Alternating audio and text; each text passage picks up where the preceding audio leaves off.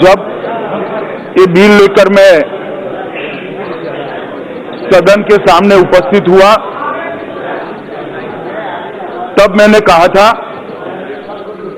कि बिल उन लाखों करोड़ों शरणार्थियों की यातना का अंत करने वाला बिल है जो आज नर्क का जीवन जिए। अध्यक्ष जी ये भाई आप बोल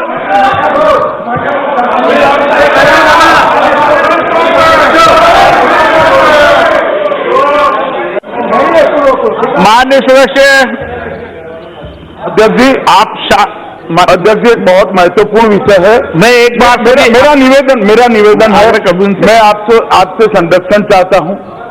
सारे लोग बोले हमने धैर्य से सुना है, बात सच्ची हो हमें ठीक लगे न लगे, हमारे विचार से इत्तेफाक रखती हो न रखती हो, सबको धैर्य से सुना है। मेरा आपके माध्यम से सभी सदस्यों से निवेदन है कि अब मुझे भी धैर्य से सुना। माननीय सदस्यगण और बीच में टोका टाकी न करें। एक मिनट आसन से व्यवस्था बोलूं मैं। माननीय सदस्यगण व्यवस्था सब मानेंगे ना? बीच माननीय सदस्यगण सभी सदस्यों से मेरा आग्रह है कि इस सदन में एक अच्छी बहस हुई है, चर्चा हुई है और सभी सदस्यों को पर्याप्त अवसर दिया है। जितना समय आवंटित था उस आवंटित समय से ज्यादा समय सभी राजनीतिक दलों को भी दिया है, व्यक्तिगत सदस्यों को भी दिया है। इसलिए मैं आपसे आग्रह कर रहा हूं कि हम सबको इस महत्वपूर्ण विधेयक पर गृह मंत्री जी का वक्तव्य सुनना चाहिए। उसके बाद सदन तय करेगा कि आप जो फैसला करेंगे उस विधेयक के बारे में अंतिम फैसला आप सबकी सहमति से होगा। अध्यक्ष महोदय, मेरे बिल को प्रस्तुत करने के बाद श्री मनीष तिवारी से लेकर श्री राजू बीस तक सभी दलों के 48 सदस्यों ने पक्ष और विपक्ष दोनों के इस बिल की चर्चा में हिस्सा लिया है। महोदय, मैंने पहले ही कहा कि बिल लाखों करोड़ों शरणार्थियों के यातनापूर्ण नर्क जैसे जीवन से उनको मुक्ति दिलाने का साधन बनने जा रहा है। और मुझे बहुत आनंद है कि आज ये लाखों करोड़ों शरणार्थी जो भारत के प्रति श्रद्धा रखते हुए हमारे देश में आए थे, उनको नागरिकता और संवैधानिक सम्मान देने का काम ये बिल के माध्यम से, जब ये बिल पारित होगा, हो जाएगा। अध्यक्ष जी, काफी सारे सदस्यों ने इसमें हिस्सा लिया है, बहुत सारी चीजों का रिपीटेशन भी हुआ है, मगर मैं एक एक कर सभी का जवाब जरूर देना चाहता हूं, क्योंकि ये बिल के बारे में जो अपप्रचार हो रहा है, जो भ्रांति फैलाई जा रही है, मैं नहीं चाहता कि इस बिल के माध्यम से, इस सदन की चर्चा के माध्यम से भारत के किसी भी कोने में वो भ्रांति फैले, ना वो भ्रांति टिक पाए। माननीय सदस्य प्लीज, उनके प्रॉब्लम है, उनकी समस्या है। सभापति महोदय, श्री मनीष तिवारी जी ने सबसे पहले और बाकी काफी सारे सदस्यों ने अंत तक, श्री प्रेमचंद्रन जी और बाकी सारे सदस्यों ने, शशि थरूर जी ने भी आर्टिकल 14 का हवाला देते हुए इस बिल को गैर संवैधानिक करार दिया। मैं माननीय अध्यक्ष जी सभी सदस्यों को, सदन को और आपके माध्यम से सदन के सदस्यों को, सदस्यों के माध्यम से पूरे देश की जनता को कहना चाहता हूं कि किसी भी डायमेंशन से ये बिल गैर संवैधानिक नहीं है, न आर्टिकल 14 का उल्लंघन करता है। आर्टिकल 14 में जो समानता का अधिकार दिया है, उसके तहत मैंने पहले भी कहा कि रीजनेबल क्लासिफिकेशन के आधार पर कानून बनाने से आर्टिकल 14 में कोई रोक नहीं है। अब मैं थोड़ा इसको एक्सप्लेन करना चाहता हूं, थोड़ा बैकग्राउंड में जाना पड़ेगा। हो सकता है मेरी बात सबको अच्छी न लगे, मगर सुनने का धैर्य भी रखना चाहिए, क्योंकि इसी में से एक कैसे गैर संवैधानिक नहीं है इसका तर्क खड़ा होता है। मान्यवर, अच्छा तो ये था कि इस देश का विभाजन धर्म के आधार पर न होता। अगर ये देश का विभाजन धर्म के आधार पर न होता तो बिल लेकर मुझे आने की जरूरत ही नहीं पड़ती। इस देश का विभाजन धर्म के आधार पर हुआ, ये वास्तविकता है। वास्तविकता को इस सदन ने स्वीकार करना चाहिए। जब विभाजन धर्म के आधार पर होता है तो आप इसको स्वीकारे बगैर आगे नहीं चल सकते हो। धर्म के आधार पर विभाजन हुआ, जिस हिस्से में मुस्लिम भाई ज्यादा रहते थे उस हिस्से को पाकिस्तान के नाम से अलग देश बनाया गया और भारत का बचा हुआ हिस्सा भारतीय संघ के नाम से प्रस्तापित हुआ, जो आज हमारा भारत देश है। आगे चलकर पाकिस्तान के में भी पश्चिम पाकिस्तान था और पूर्वी पाकिस्तान था, वो बांग्लादेश में तब्दील हुआ। मगर बीच में एक विभीषिका आई, दोनों ओर से शरणार्थियों का आना जाना, मार काट, बलात्कार, लूट, ढेर सारे परिवारों ने यातना को झेला है। जिन्होंने विभाजन की यातना को झेला है वो ही बता सकते हैं मान्यवर कि ये यातना कितनी कड़ी और कठिन थी। मगर इसके बाद क्या हुआ मान्यवर?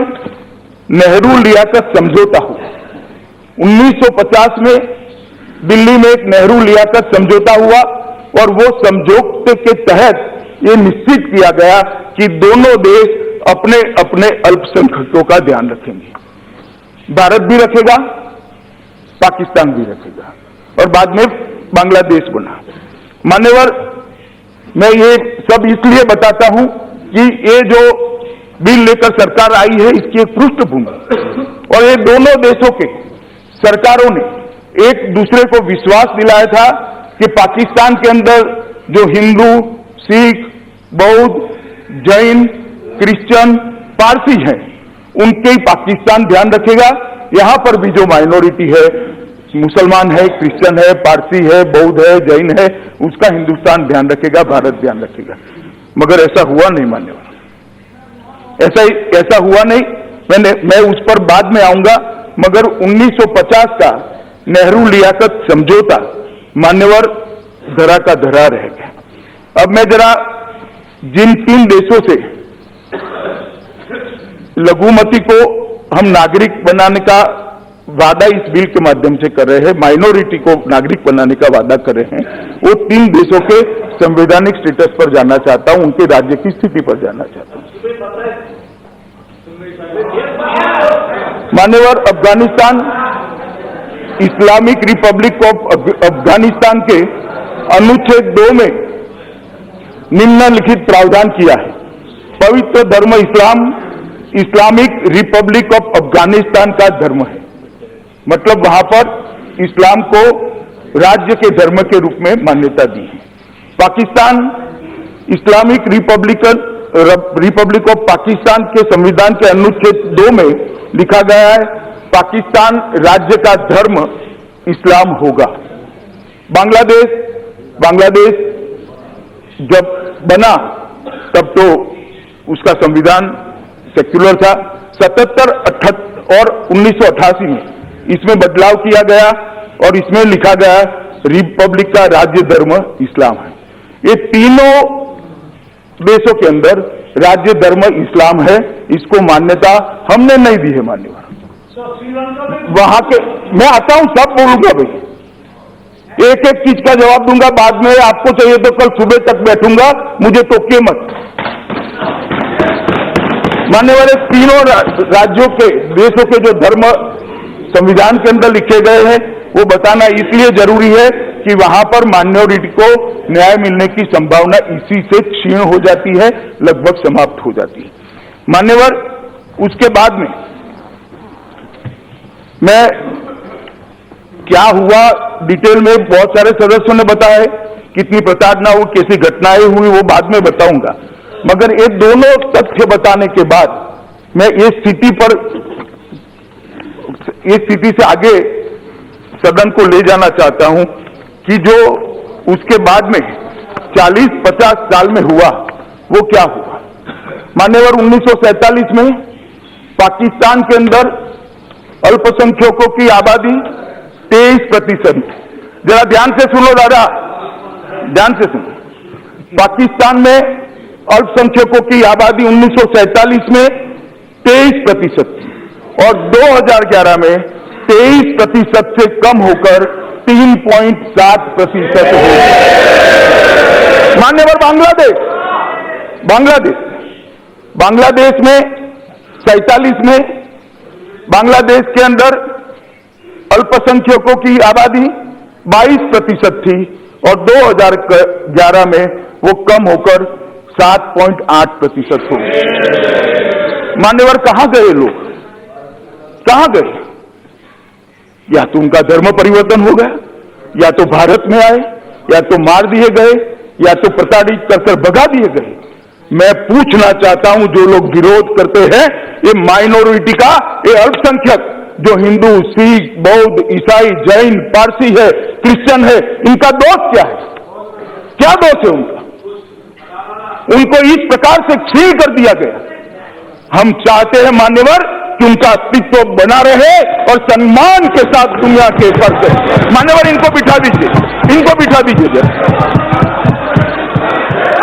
और मान्यवर,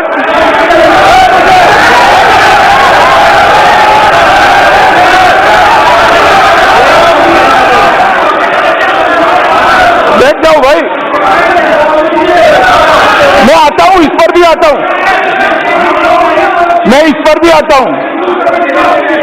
मान्यवर, ठीक नहीं है, मान्यवर, ठीक नहीं है, इनको आपको रोकना चाहिए मान्यवर। और आप लोग, पूरी दुनिया देख रही है। भारत के संविधान को कोई कह रहा है कि हिंदू राष्ट्र बनने जा रहा है, भारत का संविधान पक्षपात कर रहा है। मैं आज आपको बताना चाहता हूं भारत में क्या हुआ।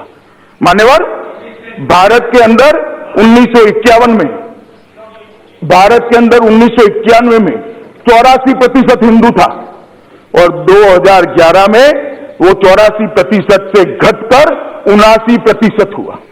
यहां पर आबादी नहीं बढ़ी है, वहां पर आबादी बढ़ी है। और मुस्लिम 1951, सुन लो भाई, 1951 में मुस्लिम